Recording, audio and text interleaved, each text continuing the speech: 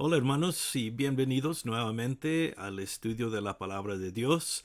Como saben, estamos estudiando el Evangelio de Lucas en esta serie de estudios y en esta lección veremos el capítulo 4, versos 38 al 44, donde estamos hablando de Jesús y su día de enseñanza y continuando haciendo sus diferentes milagros.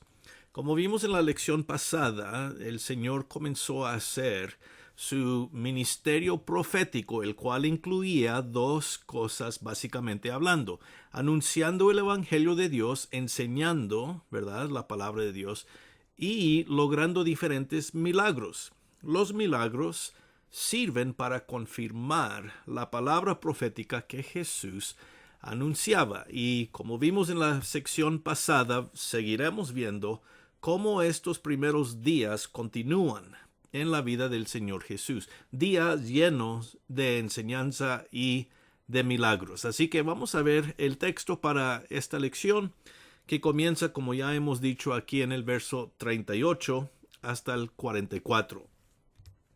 Dice la palabra de Dios, verso 38: Entonces Jesús se levantó y salió de la sinagoga y entró en casa de Simón. La suegra de Simón tenía una gran fiebre, y le rogaron por ella. E inclinándose hacia ella, reprendió la fiebre, y la fiebre la dejó. Y levantándose ella, al instante les servía. Bueno, vamos a detenernos aquí porque en verdad en esta sección, versos 38 al 44, hay tres milagros, enseñanzas, tres partes que Lucas enfatiza aquí en este ministerio, vamos diciendo, inicial del Señor Jesús. Ahora, si recordamos, en la lección pasada vimos que Jesús fue a la sinagoga. Él está en Galilea, en la parte al norte de la tierra prometida, está en la ciudad de Capernaum, y allí sanó a un hombre que tenía un espíritu inmundo. Eso fue la lección pasada, ¿verdad? Así que aquí continúa Lucas diciéndonos lo que sucedió después. Y dice el verso 38 que salió de la sinagoga y llegó a la casa de Simón. Debemos entender que este es Pedro, el apóstol Pedro, Simón Pedro, ¿verdad? Su nombre aquí usado por Lucas como el nombre que primeramente se conocía. Era su nombre, Simón, pero si recordamos, Jesús le cambia su nombre y le dice: tú serás llamado Pedro, que significa algo como roca o piedra, algo fuerte, ¿verdad? Pero su nombre era Simón. Así que aquí dice que Jesús llegó a la casa de Simón Pedro. Ahora, si estamos poniendo atención en el Evangelio de Lucas, este evento sucede antes que Lucas presenta a Pedro. ¿Quién es Pedro? Eso lo va a hacer un poco más adelante en la sección que viene, ¿no? Pero aquí ya nos presenta a Pedro porque esto es parte del ministerio milagroso que Jesús está elaborando, es decir, él está haciendo diferentes milagros. Y este es sobre la suegra de Pedro, lo cual nos indica varias cosas. Número uno, Pedro vivía en Capernaum. Esta era la ciudad donde él vivía y tenía una casa. Y es esta forma que sabemos que Pedro era un hombre casado, porque tiene una suegra, ¿verdad? La mamá de su esposa. Ahora, no se nos presenta aquí el nombre de la suegra ni de su esposa, pero el énfasis está sobre la casa de Pedro. Y Jesús va a su casa después de salir de la sinagoga, algo muy interesante. Ahora, se nos dice que la suegra de Pedro tenía una gran fiebre. Quiere decir que estaba enferma, no se sentía bien, y le pidieron a Jesús que hiciera algo por ella. Por eso el verso 38 dice: y le rogaron por ella. Ahora vemos que Jesús toma compasión, tiene compasión sobre la suegra de Pedro, y dice que se inclinó hacia ella. Quiere decir que ella estaba acostada, probablemente en su cama. Jesús se acerca, se inclina, es decir, se baja a su nivel y dice, reprendió la fiebre. Esta palabra reprendió es la misma que vimos en la lección pasada, cuando Jesús, dice Lucas, reprendió al demonio, al espíritu inmundo que tenía el hombre en la sinagoga. Es la misma palabra aquí. Jesús reprendió al demonio y el demonio salió del hombre. Aquí Jesús reprendió a la fiebre y la fiebre también salió o dejó la suegra de Pedro. Quiere decir que él le sanó, claro. Y al instante, dice Lucas, en ese mismo momento ella se levantó y comenzó a servirles. Es decir, la mamá, ¿verdad?, de la casa, podemos decir, pues siempre quiere hacer lo que puede hacer para los que están ahí, los invitados, en este caso Jesús y otros que están con él. Así que ella se sintió mejor al instante. Ahora Lucas nos presenta este milagro para indicarnos el poder de Jesús. Claro, número 1, como ya vimos, poder sobre los demonios o los espíritus inmundos.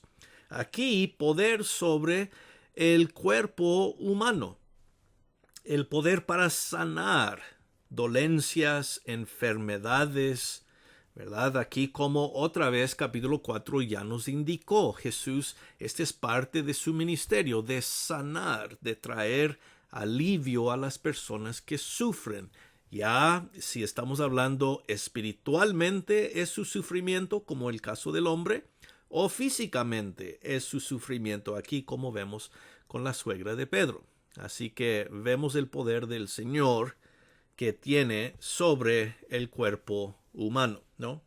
Ahora, siguiendo al siguiente evento, verso 40, nos dice Lucas ahora que después de esto, el Señor continuó este ministerio de sanación. Vemos el verso 40, dice, al ponerse el sol, es decir, al final de ese día, todos los que tenían enfermos de diversas enfermedades los traían a él, y él, poniendo las manos sobre cada uno de ellos, los sanaba. También salían demonios de muchos, dando voces y diciendo, tú eres el Hijo de Dios. Pero él los reprendía y no los dejaba hablar, porque sabían que él era el Cristo. Bueno, como digo, aquí es el evento que sigue. Ha sido un día largo ya para el Señor. Él ha estado muy ocupado. Sanó al hombre, enseñó en la sinagoga. Aquí llega a la casa de Pedro, sana a su suegra. Y más gente llega a la casa de Pedro. Si leemos el Evangelio de Marcos, capítulo 1, Marcos dice que toda la ciudad llegó a la puerta de Pedro. Así que aquí Lucas solo dice que venían muchos, ¿verdad? Y tenían diversas enfermedades. Otra vez vemos que aquí el Señor continúa su ministerio de sanar. Y nos indica algo más Lucas aquí. Nos dice que el Señor ponía sus manos sobre las personas para sanarlas. Me imagino que esto tiene que ver mucho con el toque personal de Jesús para los que sufren. Es decir, con tocar a las personas, el Señor está no solamente sanándoles, pero dándoles algo de consolación. Tocar al enfermo, ¿verdad? Significa el cuidado, el amor, el tratamiento cuidadoso y tierno del Señor Jesús para con aquellos que sufren físicamente hablando. Y vemos eso aquí.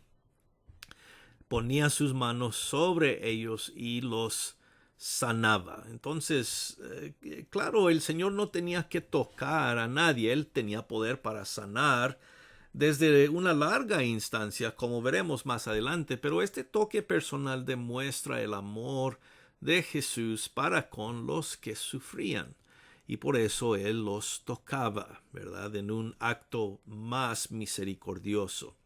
Verso 41 nos dice que Él también seguía su ministerio de sacar demonios. Así que estos versos resumen lo que hemos visto ya en esta parte del ministerio de Jesús. Sanó al primer hombre, le sacó un demonio, sana a la suegra de Pedro y pues sana su dolencia física, su enfermedad. Y estos versos dicen que Jesús seguía haciendo esto el resto de ese día. Muchos demonios salían de ellos y siempre cuando ellos salían, clamaban algo, decían algo, podemos decir, anunciaban algo. Y ellos siempre decían, tú eres el Hijo de Dios. Ahora, muy interesantemente, esto fue el caso con el hombre, ¿verdad? Cuando Jesús sacó el demonio de él, el demonio también confesó que Jesús era el Hijo de Dios. Y aquí vemos que siguen haciendo esto. Ellos saben que Jesús no es cualquier hombre. Jesús no es cualquier profeta solamente. Jesús tiene una autoridad distinta. Él es el Hijo de Dios. Él es el segundo, vamos diciendo, miembro de la Trinidad, que es el Padre, Hijo y Espíritu Santo. Jesús es único de esta forma y los demonios saben quién es. Ellos conocen la identidad de Jesús sin duda y por eso ellos dicen esto, ¿verdad? Porque reconocen la autoridad de Jesús, el poder de Jesús, lo cual nos recuerda a nosotros que Satanás sí tiene poder, pero nunca más poder que el poder de Dios. El poder de Dios es supremo, sin duda, sobre Satanás y sobre las legiones de demonios que sirven con él. Aquí vemos que Jesús los puede sacar solamente con su voz, ¿verdad? Con el mandamiento de salir, su autoridad, su poder es muy grande, claro.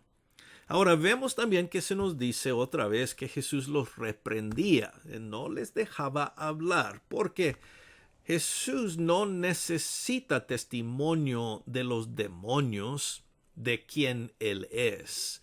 Jesús quiere que la gente vea su identidad por su palabra y por sus actos, los milagros mismos. Así que los demonios no tienen ningún negocio anunciando la identidad de Jesús. No, Jesús hace eso por sí mismo. Predica la palabra de Dios y tiene poder sobre todas las cosas, ¿verdad? Entonces los milagros y Jesús mismo son los que anuncian la identidad de Jesús, su palabra y sus milagros. Así que no necesita a los demonios ayudarle con ese trabajo, pero sí nos demuestra que ellos lo conocen, ¿verdad? Saben quién es y la autoridad que él tiene. Ahora vemos estos dos nombres especiales, son importantes en Lucas. Hijo de Dios, como ya hemos visto, y el otro nombre al final del verso 41, el Cristo, es decir, el Mesías.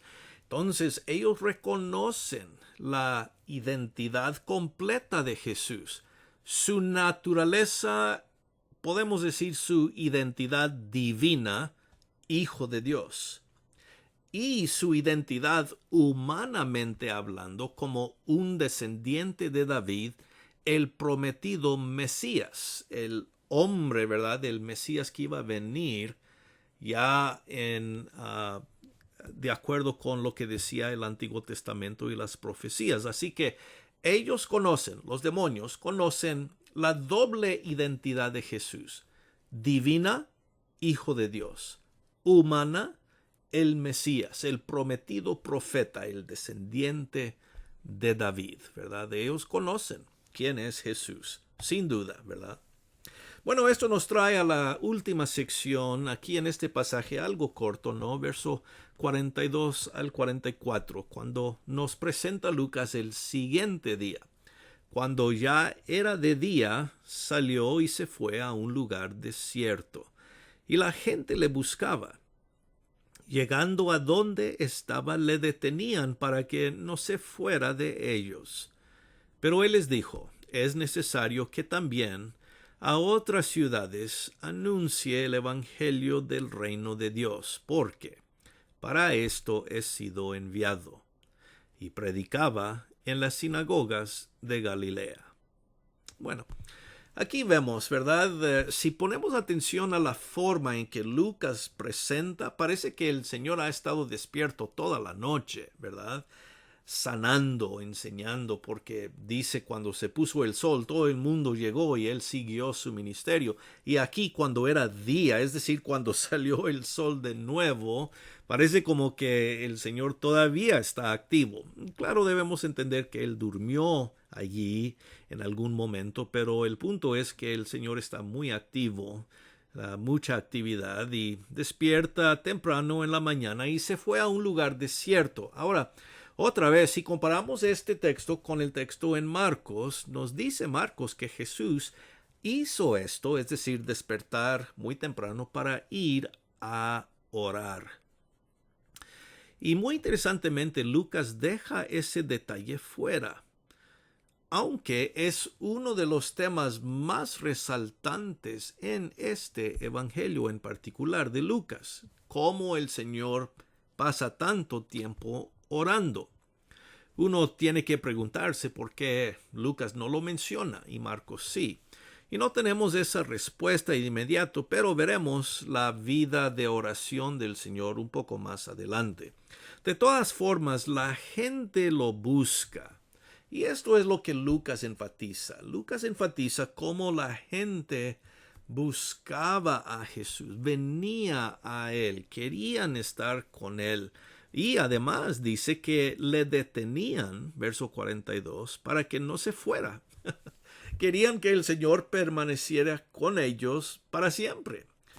No, queremos que tú te quedes aquí con nosotros. Por buena razón, que no.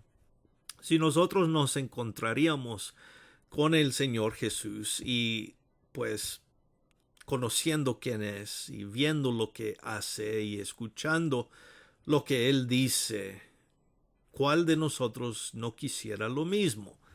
Detener a Jesús para que se quede con nosotros. Por buena razón, ellos tenían la misma idea. Pero Jesús les dice, no, no me puedo quedar solamente aquí, tengo que ir y hacer lo mismo que he hecho aquí en otras áreas, otras ciudades. Vemos, él dice, tengo que anunciar el evangelio del reino de Dios. Y esto es muy importante porque, ¿qué incluye eso? Cuando Jesús dice que tiene que anunciar el evangelio en otras partes, como ha hecho aquí, él toma estas dos partes que hemos visto de su ministerio, anunciar la palabra de Dios, enseñando, y logrando milagros. Estas dos actividades es lo que Jesús combina cuando él dice, tengo que anunciar el evangelio del reino de Dios. En otras palabras, Jesús no está diciendo solamente que tiene que ir a enseñar, sí, eso es parte de ello, y podemos decir casi la parte más importante, pero esto incluye también lo que ya hemos visto, que Jesús tiene poder y autoridad, no solamente para anunciar la palabra de Dios como buen profeta, pero el poder, así como Elías y Eliseo del Antiguo Testamento, para lograr milagros que no se han visto por mucho tiempo. Y esos milagros son los que confirman que el mensaje que él predica y anuncia y enseña es verdaderamente la palabra de Dios. Ese era el propósito de los milagros. Los milagros no eran algo que el Señor hacía solo para hacer y ejercer poder. Los milagros confirmaban su mensaje. Eso es muy importante. ¿Qué era lo que identificaba a un profeta verdadero de Dios y el mensaje que él anunciaba? El poder que Dios le daba para hacer cosas sobrenaturales, ¿sí? Entonces, a veces nos podemos perder un poco viendo la grandeza de los milagros, pero los milagros solamente se presentaban para confirmar el mensaje, la enseñanza que Jesús predicaba. Eso era la parte más importante, podemos decir. Así que aquí el Señor dice, mi misión que Dios me ha dado incluye a todo el mundo, otras partes, no solamente la ciudad de Capernaum. Tengo que ir a otros lugares. Y dice Lucas finalmente pues que él predicaba pues en las sinagogas de Galilea. Nos indica de esta forma que Jesús continuaba este tipo de ministerio en esa área de Galilea, la parte, una vez más, al norte de la tierra prometida. Vemos algo también aquí, y este es el punto final con el cual terminamos esta lección. El Señor es el único que está haciendo estas cosas, ¿sí? Todavía no hemos visto a apóstoles, eso lo veremos en las próximas lecciones. Aquí Lucas nos presenta a Jesús solamente. Él solamente es el que está haciendo estas cosas. No hay enfoque sobre las otras personas, sobre los discípulos, sobre los apóstoles. No, eso viene más adelante. Lucas quiere presentarnos que el que está actuando es el Hijo de Dios mismo, el Mesías mismo, nadie más, solo Dios actuando, ¿verdad? Solo Jesús actuando en su predicación y enseñanza y con sus milagros. Más adelante veremos a los discípulos y lo que ellos van a hacer, pero hasta el momento ha sido Jesús y nada más, porque Lucas quiere presentarnos esa identidad. Él es el Hijo de Dios y el Mesías. Así que este texto nos ayuda para seguir viendo esta actividad del Señor, lo que Él mismo llama anunciando el Evangelio del Reino de Dios. Bueno, vamos a dejar nuestro estudio aquí por el momento, hermanos. Dios mediante, en la siguiente lección veremos el comienzo del capítulo 5 y ya veremos las otras cosas que Lucas quiere enseñarnos. Hasta entonces, pues, espero que estén todos muy bien. Como siempre, reciban un gran saludo, un abrazo y, como decimos, gracia y paz.